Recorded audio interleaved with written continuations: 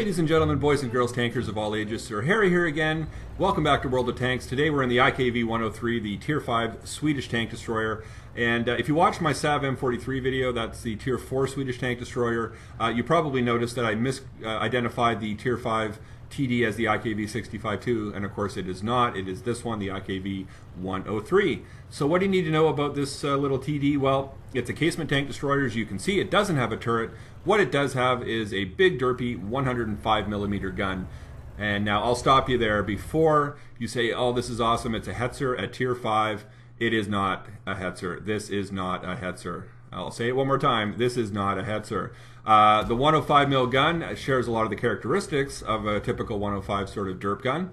Unfortunately, it can only fire heat ammunition, high explosive anti-tank, which means that it's going to get eaten by tracks. It's going to get defeated by spaced armor, by sloped armor. You really need to be shooting this thing at very flat armored tanks to have a chance of penetrating. It has 120 mils a pen on the standard heat rounds and 140 on the premium heat rounds. So no high explosive. So you're not going to be able to one-shot any of those lightly armored light tanks or T-67s or any of those other little snacks that the Hetzer likes to make quick work of. Unfortunately, it also only has 300 average damage, which is a full 110 damage less than the high explosive rounds on the Hetzer. So again, one-shotting not likely to happen with this TD. Of course, you're a tier higher as well. You're a tier 5.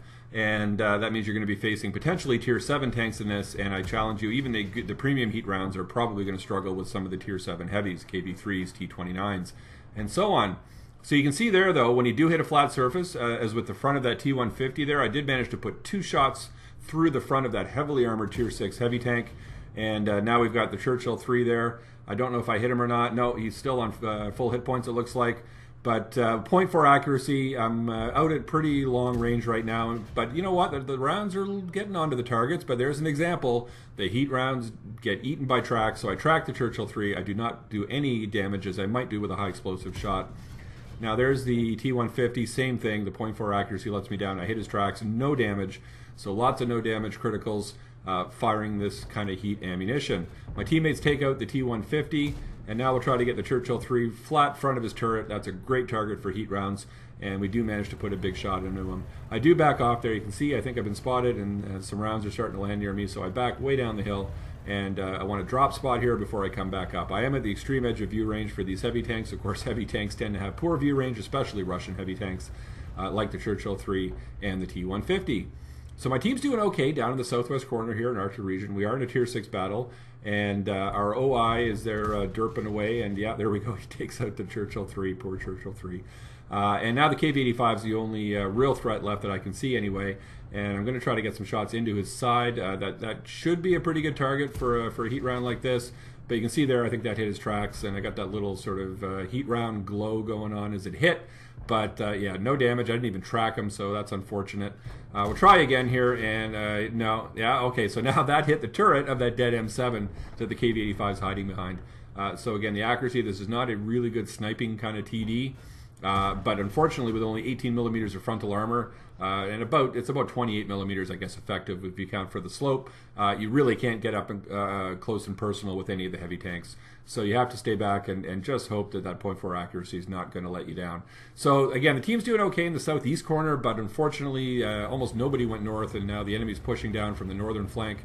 And we've got that poor little flak bus down in the gully there, and he's very quickly getting overwhelmed. There's that M4 Jumbo, the Tier 6, very well-armored American medium tank coming at him, and there's an American light tank as well, the Chaffee, who's now running rings around that flak bus and takes them out. So I'm getting a little worried here. I figure I should probably try to defend my base.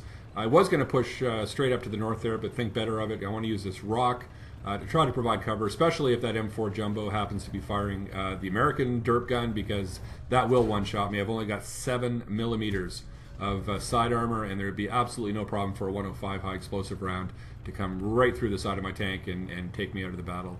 The enemy STRV had pushed into the cap. I had a really nice side shot on him, and speaking of really nice side shots, look at that. Oh, no. Yeah, no. Donkey play by me there.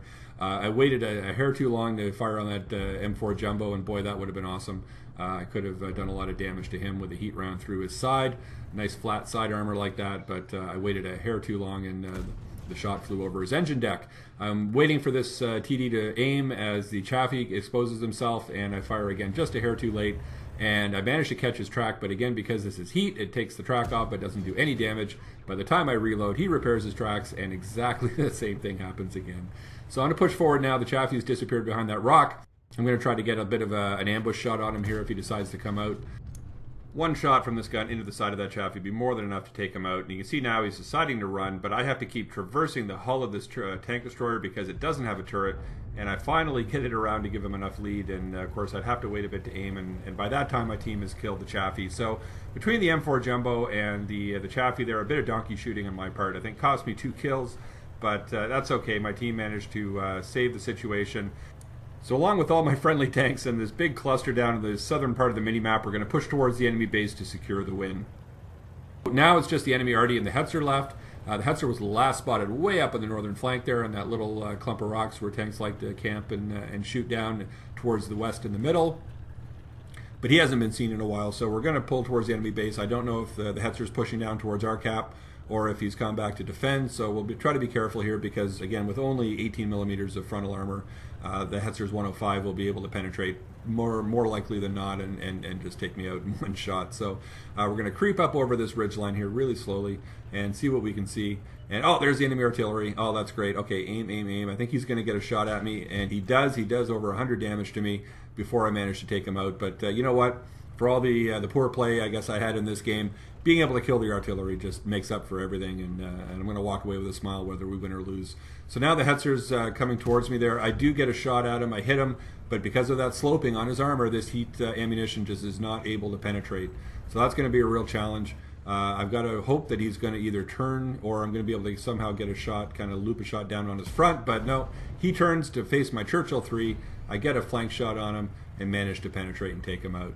So that's an ace tanker. We got duelist for swapping shots with several enemy tanks, and the fire for effect. I did 1,718 damage, 3 kills, and 1,021 base XP. So second for XP, and I guess top for damage on the team. So that's pretty good. Almost 1,200 of those damage were from over 300 meters, but you can see I fired 20 shots, only 14 hit, and only 7 of those penetrated. That's the IKV 103. Yeah, you know what? Grind through it and get to the tier 6 because this is not a keeper in my mind. But you can have some fun, I guess, if you get some lucky shots with that dirt gun. Have you been able to have any good battles in the IKV 103? Let me know in the comments below. And also let me know if there's another tank you'd like to see a video of. This is Sir Harry. Thank you so much for watching. Cheers.